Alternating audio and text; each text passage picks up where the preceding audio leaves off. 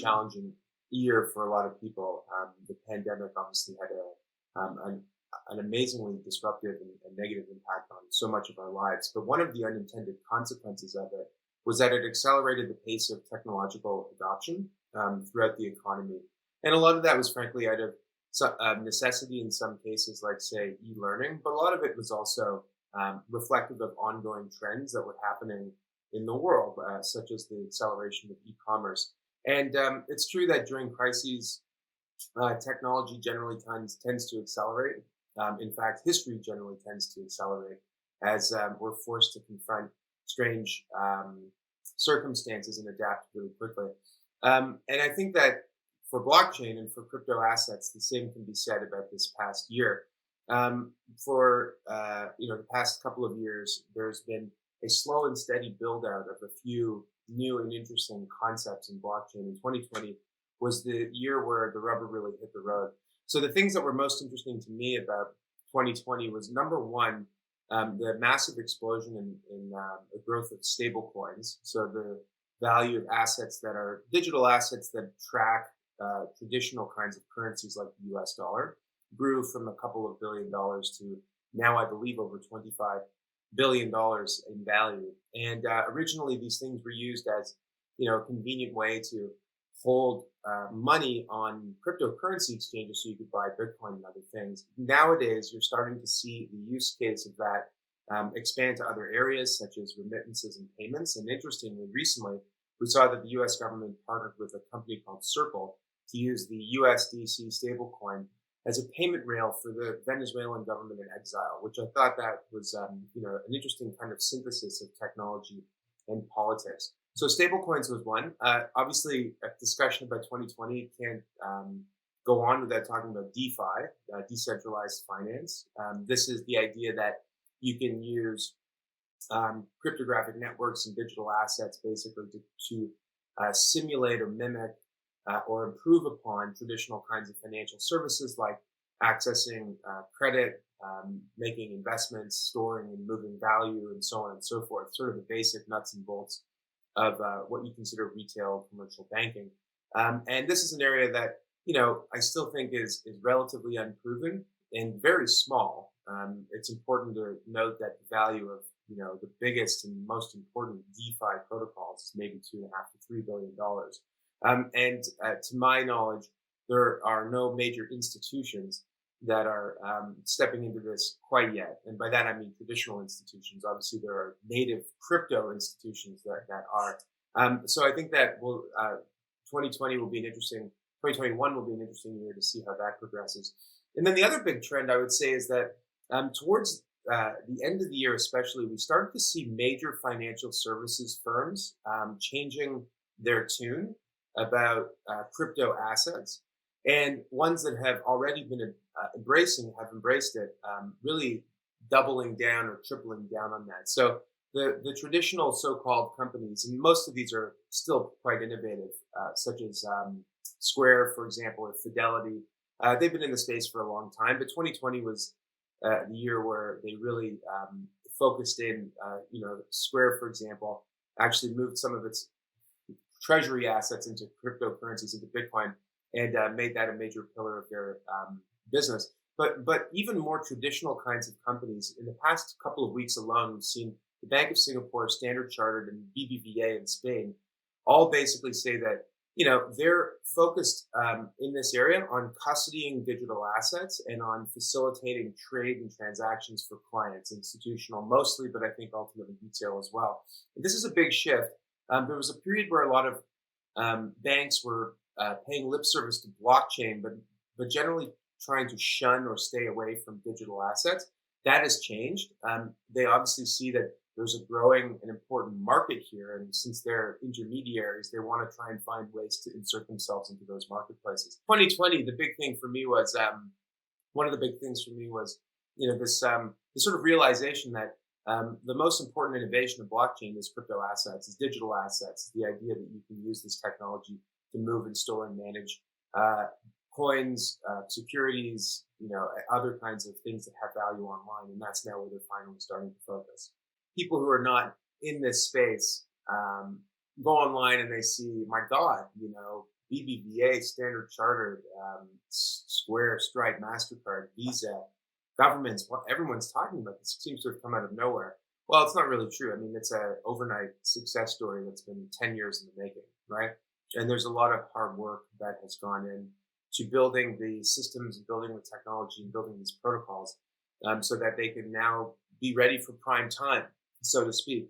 So things that I'm looking forward to, one is that increasingly you're seeing the rise of synthetic vehicles that are going to be holding digital assets. So in the US, there's a thing called the Grayscale Bitcoin Trust, and we're starting to see others emerge elsewhere. That will be interesting because it's bridging the gap between the native crypto asset world and the traditional world of financial services. And to me, any attempt to build bridges in that regard is going to be really important, because I think we're going to have a singularity event at some point where the world of traditional financial services and the native digital asset space are going to converge. So that's an area that I'm really excited about, and I think it's going to help to bring a lot more people into the industry. Another thing that I'm interested in is regulations and policy. So there's been a couple of recent announcements that have been, I think, deeply troubling. So one, well, I wouldn't say announcements, but potential issues that could come up. So one is in the U.S., some lawmakers put forth a new bill, the Stable Act, which would basically, regulate stablecoins the way federally regulated banks are regulated. And I think, policymakers sometimes don't have access to all the facts. They don't really understand what they're talking about when it comes to deep technology. One of the unintended consequences of that regulation would be that basically, if you were a node operator, if you were just a part of a network like, say, Ethereum, and you accidentally validated, a block that included a transaction that involved a stablecoin, you could go to jail, which is ridiculous. This is a ridiculous law, and it's the kind of thing that regulators and policymakers need to be very careful about, creating new rules without understanding the consequences. We also saw at the G7 meeting that the German Minister of Finance said that the governments should do everything they can to maintain their monopoly on the creation of money.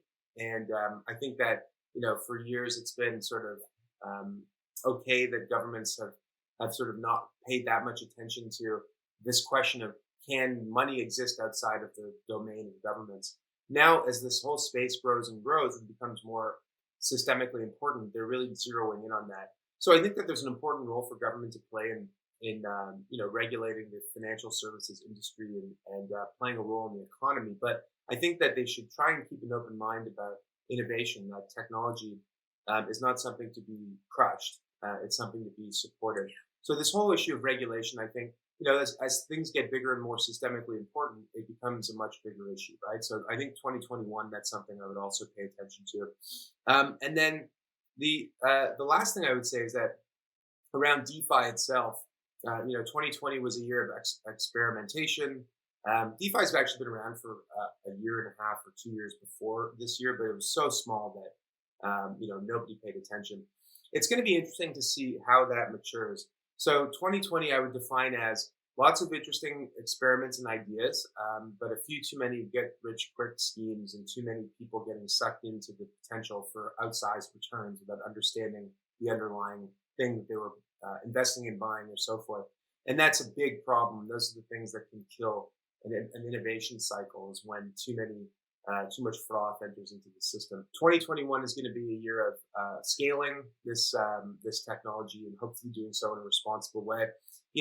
I'm not suggesting that it be heavily regulated at this point. It's still pretty early, but there are a lot of very influential, very powerful people in the world of crypto assets and blockchain who are business builders and entrepreneurs and thought leaders. And I think it's incumbent on them to try and steward this in a responsible way, because it's in everyone's best interest to do that.